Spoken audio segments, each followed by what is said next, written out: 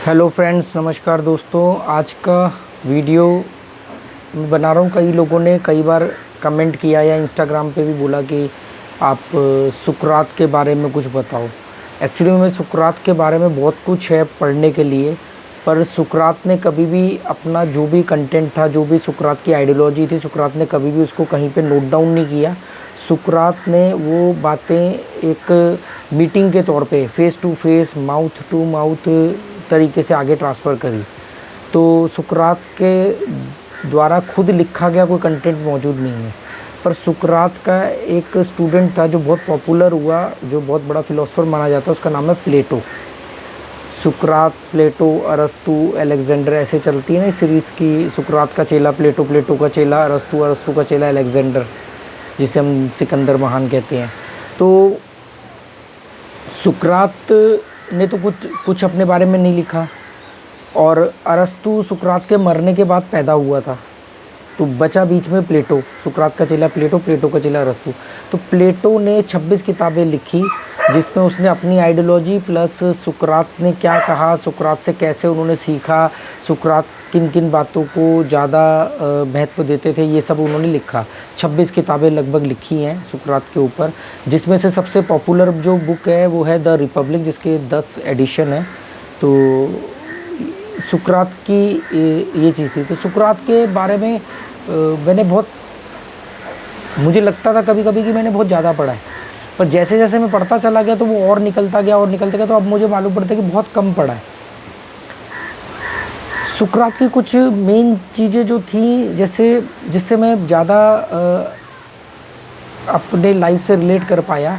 देखो, हर एक इंटेलेक्ट आदमी, हर बुद्धिजीवी व्यक्ति बहुत सारी बातें कहता है जो सभी सही होती हैं, पर आप सभी को सही मान के सबके पीछे दीवाने नहीं हो सकते, क्योंकि उसमें से जो बातें आपने अपने जीवन में अप्लाई करी आप उसी को तो मानोगे।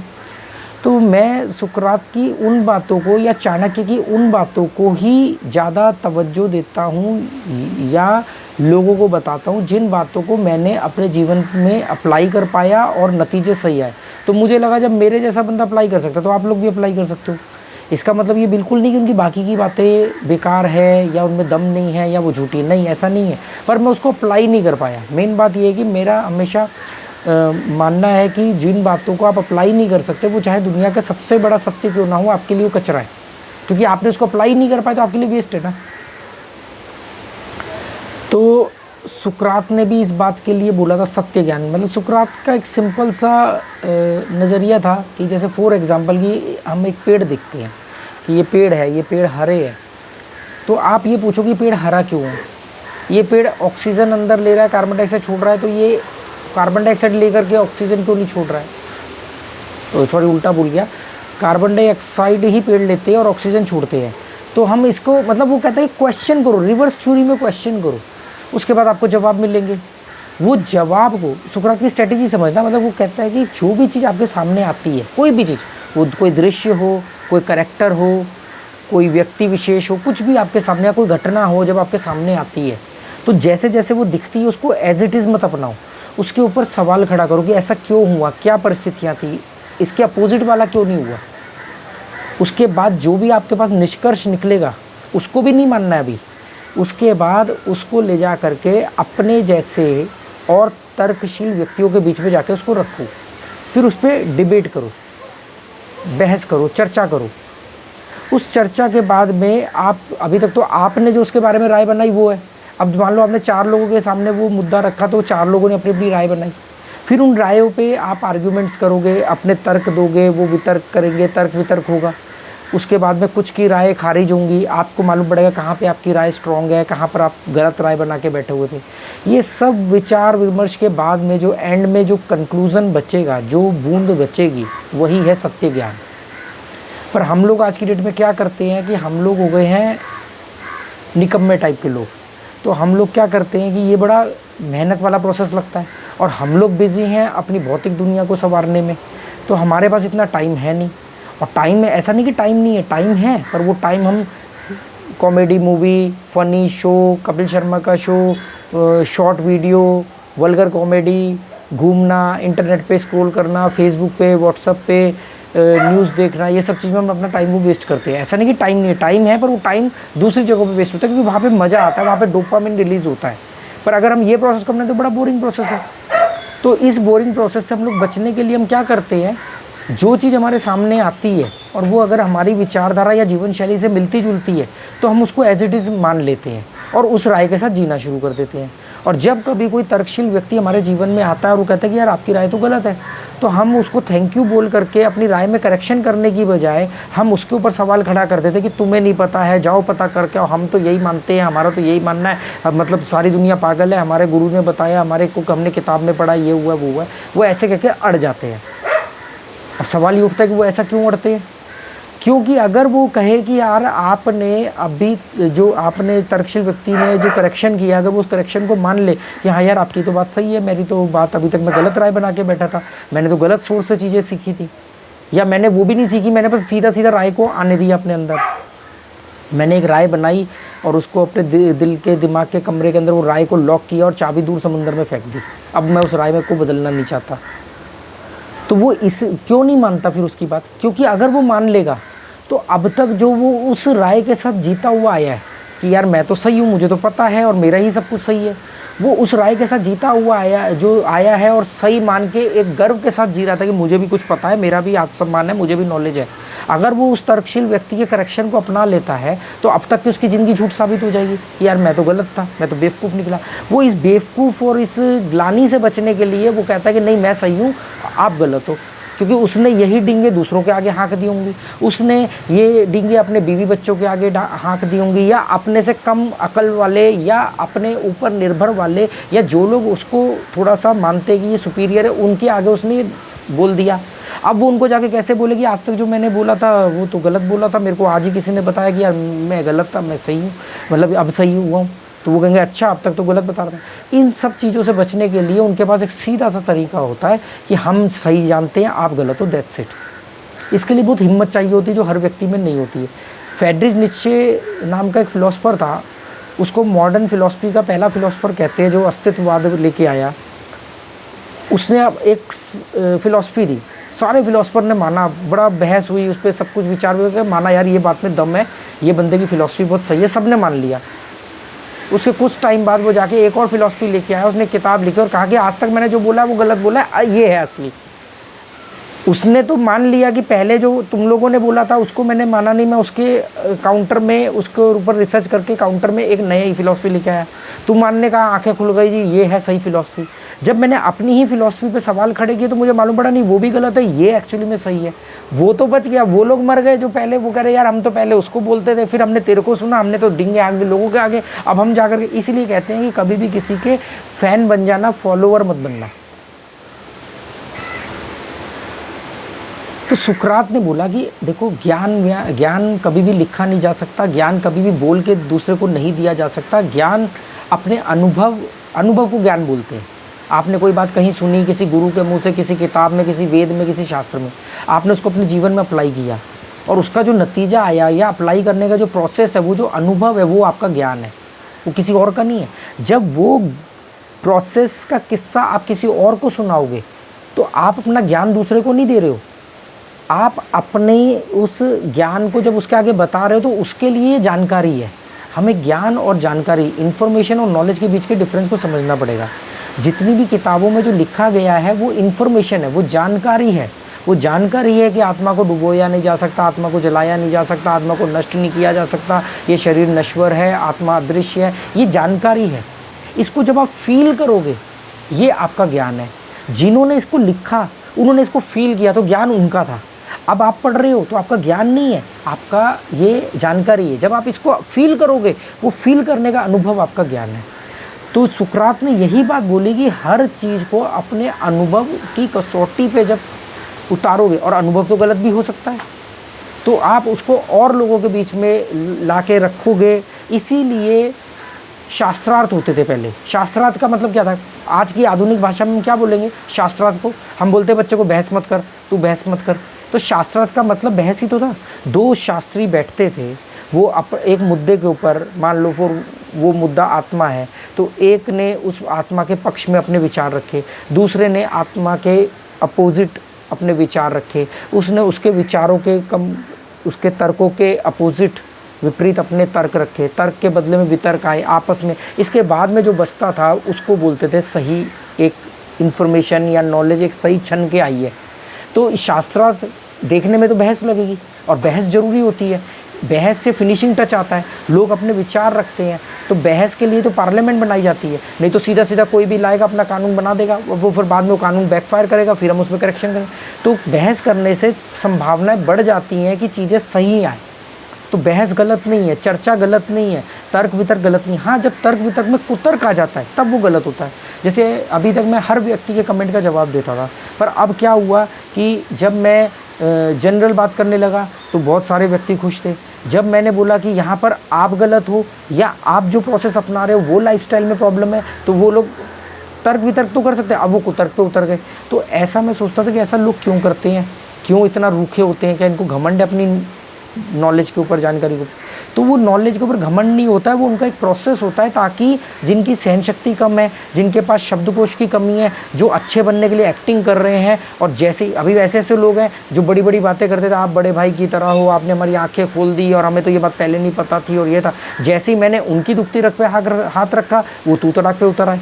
इसका मतलब क्या है कि वो एक्टिंग कर रहे थे अपने सही शब्दों के साथ में। क्योंकि देखो, आप मुझे जितना मर्जी भड़का लो, मेरे मुँह से एक भी गलत शब्द नहीं निकलेगा, मैं जितना मर्जी एग्रेसिव हो जाऊँ। क्या मुझे गालियाँ नहीं आती? दिल्ली 6 में मैंने अपने जीवन के 10 साल बिताए हैं, ऐसी ऐसी गालियाँ हैं आती थी मुझे, मैं बोलता था कि अगर कोई सुन ले तो उसके कान से खून निकलना लग जाए।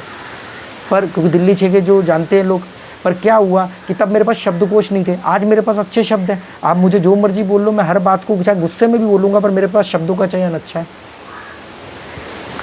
तो जो लोग अब जो एक्टिंग कर रहे थे कि हम भी आपकी तरह हैं, हम भी अच्छे शब्द, तो वो पोल खुल जाती है। तो पोल खुल जाए इसलिए उनको उकसाना भी कई बार ज़रूरी पड़ता है कि देखते किसकी कितनी सहन शक्ति है। जैसे अभी थोड़े दिन पहले किसी ने पूछा कि आप गोवा में क्या काम करते हो, जॉब या बिज़नेस? मैंने कहा नो जॉब नो बिज़नेस। फिर उसने मेरे से पूछा तो कमाने के लिए, खाने के लिए क्या कमाते हो, कैसे कमाते हो? मैंने कहा चिंता करने के लिए आप बैठे हो ना। तो वो बोला तेरे से सीधा जवाब नहीं दिया जाता क्या? तो अब मैंने अगर 2 टेढ़े जवाब दिए, जबकि वो टेढ़े नहीं थे, मैं उसको एक्चुअली मैं यही कह रहा हूँ कि तुम्हें क्या करना है आप लोगों को दूसरे की काम धंधे के बीच में झांक करके, इससे आपका तो कोई भला ही। हम जो बातें कर रहे हैं इससे भले ही जीवन में कुछ बदलाव आ जाए। मेरी इनकम कम है, ज़्यादा है, मैं रोटी खाता हूँ नहीं खाता हूँ, इससे क्या फ़र्क पड़ जाएगा, है ना? तो यही सुकरात की बात कर रहे थे। सुकरात ने यही बोला कि जिन मुद्दों से आपका सीधा संबंध नहीं है, जिन मुद्दों को, जिन विषयों को जानने के बाद आपका कोई फ़ायदा नुकसान नहीं हो सकता, उन विषयों में अपनी ऊर्जा क्यों खर्च करते हो? जिन विषयों से आपका सीधा संबंध ही नहीं है, आपका नफ़ा नुकसान नहीं जुड़ा है, फिर भी आप उसको मज़े ले रहे हो, उसके बारे में जान रहे हो, तो ये अपने आप में, ये सुकरात ने बोला। ऐसे ही अष्टावक्र ने क्या बोला? विषय विष के समान है। विषय विष के समान है। जो सब्जेक्ट होते हैं हमारे जीवन में, जो टॉपिक आते हैं, वही हमारे जीवन के जहर है, टॉक्सिक टॉपिक है वो। हम टॉक्सिक टॉपिक के ऊपर अपनी एनर्जी खर्च करते हैं, अपने अंदर तेजाब बनाते हैं, वही तेजाब हमारे बच्चों पे भड़ास के रूप में निकलता है, बीवी पे निकलता है, अपने आप पे निकलता है, दोस्तों पे निकलता है। हमें वो तेजाब बनाना बंद करना पड़ेगा, हमें उन टॉक्सिक टॉपिक से बचना पड़ेगा। विषय विष के समान है, ठीक है जी।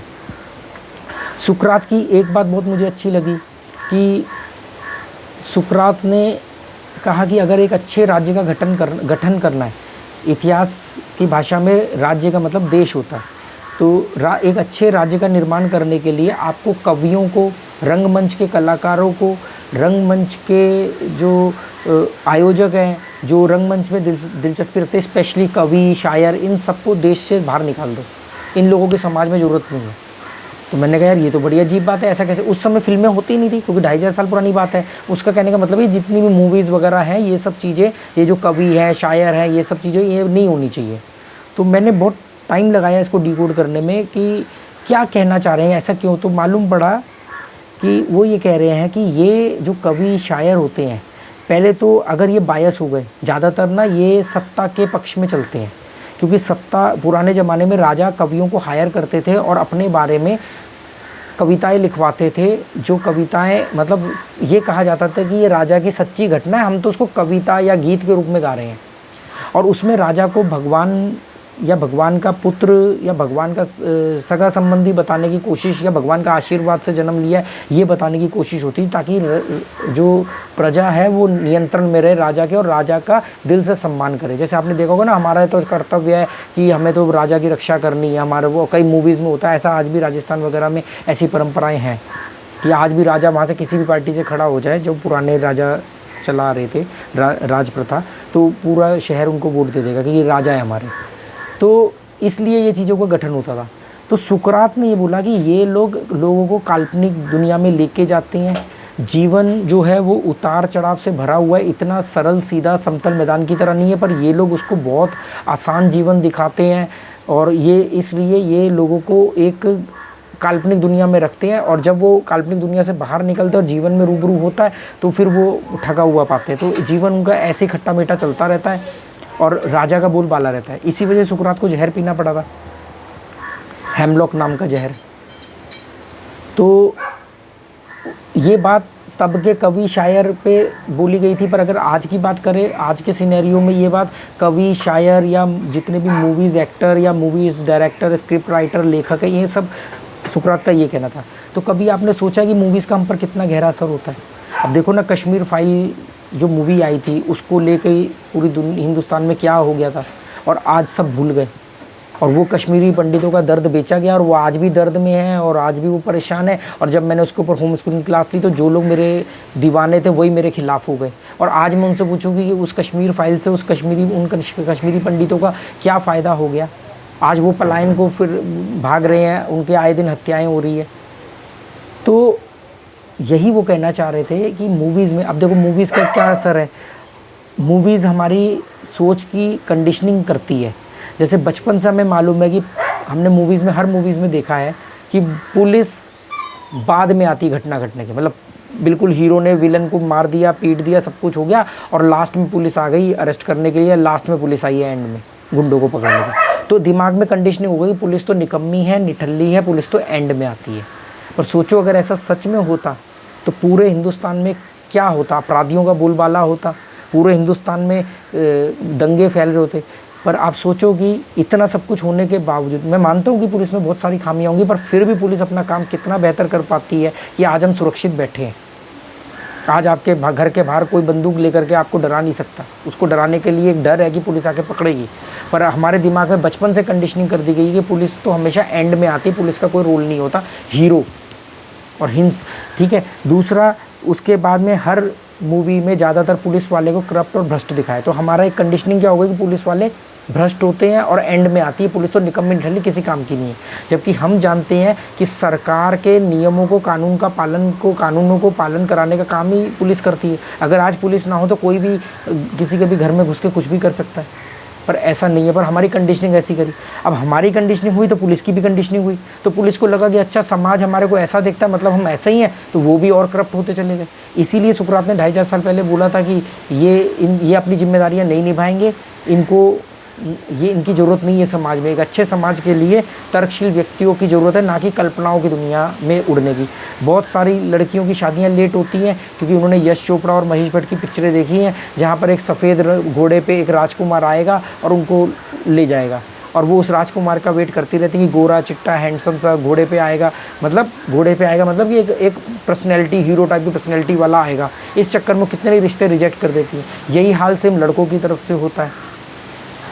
महेश भट्ट की मूवी, महेश भट्ट पहले यश चोपड़ा जो हैं, उनकी अगर आप शुरुआती करियर की बात करोगे तो उन्होंने शुरुआत में देश के विषयों के ऊपर मूवी बनाई, पर बंटवारे के बाद उन्होंने एक मूवी बनाई जो बहुत बुरी तरह फ्लॉप हो गई। तब से आपसी भाईचारे के ऊपर मूवी बनाई, हिंदू मुसलमान के भाईचारे के ऊपर। वो मूवी लोगों ने नहीं देखी, क्योंकि उस समय नया बंटवारा हुआ था, तो नफरत थी। नफरत के बीच में आप प्यार बेचने जाओगे तो बिकेगा थोड़ी। तो तब से वो इतना नाराज़ हो गए कि उन्होंने कहा आज के बाद मैं लोगों को काल्पनिक दुनिया में ही लेके जाऊंगा। तो उन्होंने सारी प्यार मोहब्बत इश्क के ऊपर ही पिक्चर बनाई। यश चोपड़ा की कोई भी पिक्चर उठा करके देख लो, इवन मोहब्बतें और कई ऐसी पिक्चर है जिसमें उन्होंने दिखाया कि लड़की ने सुसाइड कर लिया और लड़का ज़िंदगी भर वायलिन बजा रहा है। आप क्या मैसेज दे रहे हो सोसाइटी को कि अगर कोई लड़की दिल तोड़ के चली जाए या कुछ भी हो जाए तो जीवन में आगे मूव ऑन मत करना, उसकी यादों में अपना जीवन और बर्बाद कर देना। तो ये कंडीशनिंग धीरे धीरे होती चली जाती है।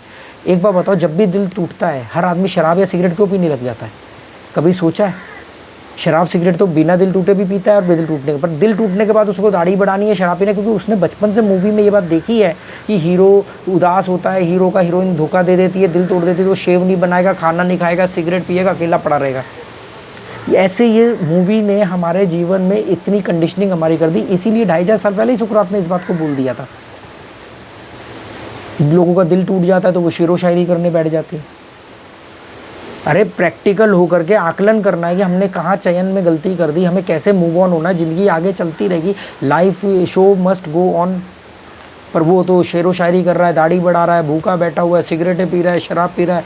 यहाँ मिलते मुझे कई देवदास समुद्र के किनारे बैठे हुए दिख जाता है कि काबिलियत समस्या में उदास होकर बैठने में है या काबिलियत उस घटना का आकलन करके उसके अंदर उतर के अपने आप को मजबूती से प्रेजेंट करने में है।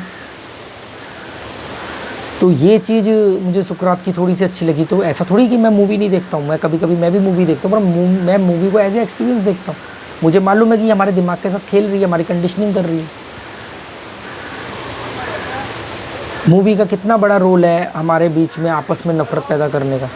हिंसा, मूवी ने हमारे दिमाग में हिंसा इतनी पैदा कर दी है कि हर मूवी में थोड़ा सा प्यार मोहब्बत, थोड़ा सा रोमांटिक सीन, लास्ट में लड़ाई झगड़ा और एंड में पुलिस आएगी, ये बना दिया मूवी ने, ऐसा बना दिया। हिंसा करनी पड़ेगी, हिंसा को प्रोवोक करती है।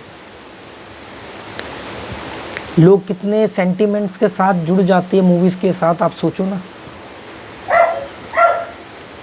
कि अगर मूवी में किसी भगवान के बारे में कुछ बोल दे, किसी भी धर्म के बारे में, मैं तो किसी भी धर्म को नहीं मानता हूँ, मैं सिर्फ एक ही धर्म को मानता हूँ, अपने बच्चों को ही सिखाया, इंसानियत का धर्म। तो किसी मतलब सोचो कि मतलब आपका भगवान इतना कमज़ोर हो सकता है कि कोई भी आदमी कहीं पे भी कुछ भी चलचित्र पे मतलब मूवी में कुछ भी दिखा देगा तो आपका भगवान खतरे में पड़ जाएगा? नहीं, हमारा भगवान इतना कमज़ोर थोड़ी हो सकता है कि कोई जरा सा गाली दे देगा, कोई मूर्ति तोड़ देगा, कोई मंदिर तोड़ देगा, हमारा भगवान को रहने की जगह नहीं मिलेगी।